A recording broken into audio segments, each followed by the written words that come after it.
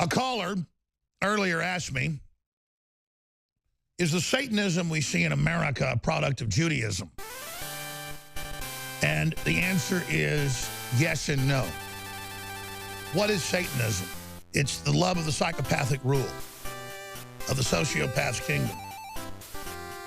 So you got psychopaths on top with sociopaths serving them. But if you go back to Abraham and Jacob, when he's going to sacrifice his son, and then God stays his hand, you can probably put an engraving of that image up.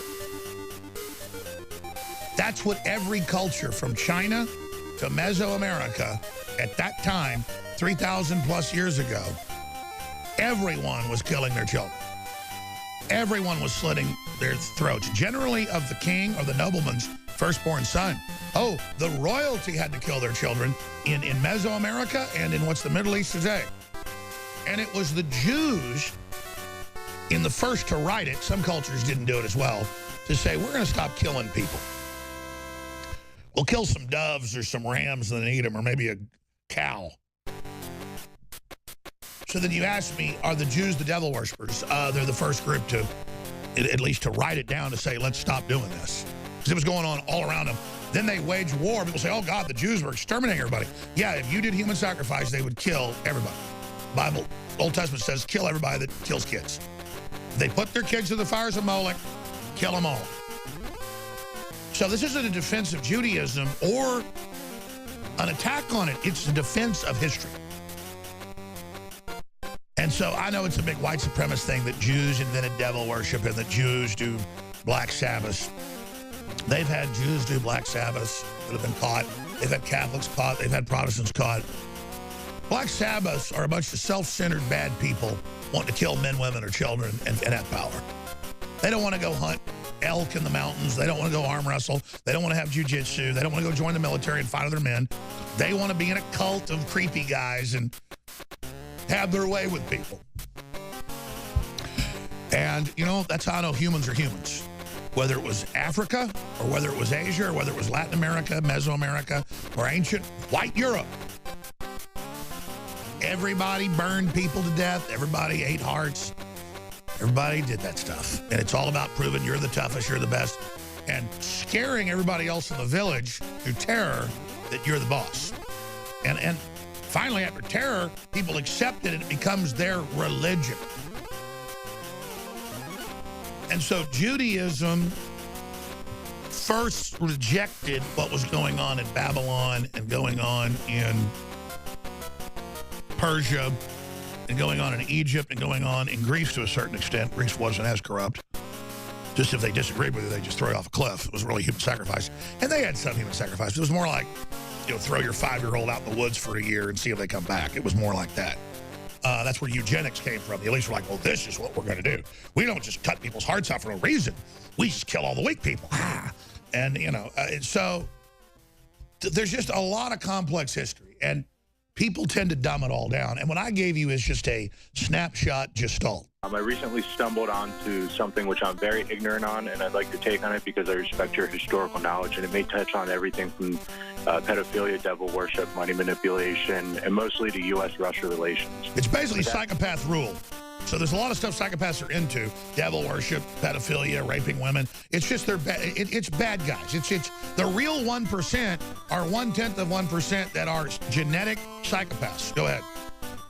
Can you give me some historical background or your opinion on the existence of the Khazarian Mafia, their influence in our world today? And finally, are they the globalist group which does not want U.S. and Russia to unite because through history, Russia has been the driving force against them?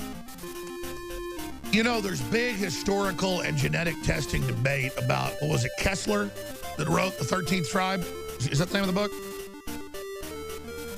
And I read that book like 20 years ago, and then I looked into even mainline study, and they've done genetic testing of Ashkenazi Jews in Russia versus Sephardic Jews, and they still found that they have genetic background shared. But yeah, the Sephardic are the more Middle Eastern, you know, Israelis, you know, you see they're like, have darker skin and always tend to like be more handsome, just on average. Tall, dark, and handsome type folks that look more Middle Eastern, but they still have some European background, back from when what you call European stock was in the Middle East. I mean, that's kind of what those tribes are. And it just gets really complex. You have what's Georgia today was the Khazarian Empire that converted to Judaism. That did happen. And then it was more kind of almost like a gypsy group almost that said they were Jewish. So there's some truth to that group, but then to say that they don't have any connection to the other group, when some of the Jews came to the area, they actually had intermarrying. It's a complex issue, but it is true that the Bolshevik Revolution, Alexander Solzhenitsyn wrote about this, was financed by a lot of big New York banks, but also the British Empire had been wanting to get rid of their Russian cousins that were actually German. So the King of England and then his Russian cousin were almost identical in the way they looked. They were both from the same German Saxe-Coburg-Gotha line. So it's a huge historical subject. They'd been allied with England in World War I, but then they double-crossed them after World War I and actually wanted to get rid, because England had a lot of wars with Russia. So there was kind of that cousins feuding. But it is true that there had been a lot of Jews that had come to New York who had thought they'd been persecuted by the czars. When they got hired, about 100,000, mainly Jewish folks, were put on ships, shipped over, and then hundreds of millions in gold, which this is all mainline history, in to invade Russia with Stalin's train of gold. He'd been just a Russian bank robber and stuff, but he helped kind of run some of it to then overthrow Moscow itself. So there was that component, but you don't see that historically added that the British Empire was quarterbacking the operation. But they did use Russian-speaking Jews from London and New York City to take down Russia. What I was reading was that the Jewish religion was overtaken by a bunch of devil-worshipping clans from Khazaria. No. People always conflate things. It's just not that simple. You have the Babylonian captivity that happened twice. And you had other captivities where the Jews were like super right-wing straight up, and then they got captured by the Babylonians and then wrote a bunch of new, not the Torah, that's the Bible, the Old Testament, and then we have the Christian, Second Testament to that. So the merger of Judaism and Christianity there in Christ's New Deal. But if you look at what happened with the Babylonian captivities and others, then that's when they came out with these new books and a lot of things, and that's where the occult came from, not from the Georgians. Do you think that some of this occult stuff that remains is what's taking over some of our government? Well, yeah, but I don't want to say it's a Jewish satanic conspiracy. Before Christianity, everything was occult. They were doing human sacrifices, bro, in the year 2000 when nobody'd seen a Jew in England or whatever. So every culture, from the Aztecs to the Celts to the British to the Visigoths to the Ostrogoths, to every tribe was human sacrificing. And it depended in time. Whether you were in the Pacific Ocean or whether you were in ancient China or Africa, people were shrinking heads, drinking blood, cutting hearts out. There's always been psychopath groups that get in charge to do that. But absolutely, the media will cut this out of context, I don't care. Absolutely, after the Babylonian captivities and other things, Judaism then, in some of its sects, adopted, what you'd call classical black arts. But then you could argue Masonic stuff is that, going back to Solomon's temple and all the wives he took on, and you can say that Judaism was corrupted at that point. But, I mean, every culture has been, quote, corrupted by the occult because that's all that existed pre-Christ. We'll be back. Ladies and gentlemen, stay with us.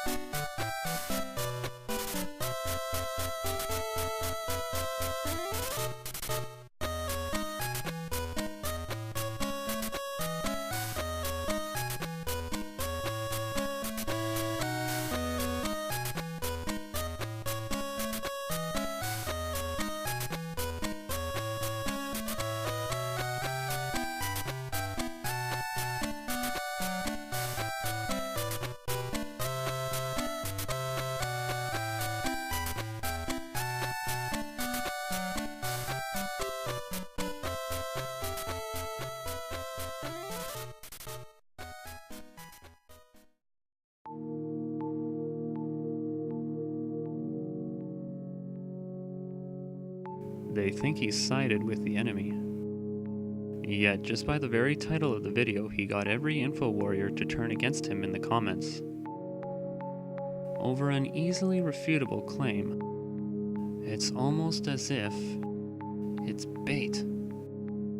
As if he secretly already knows all this and wants to talk about it but can't.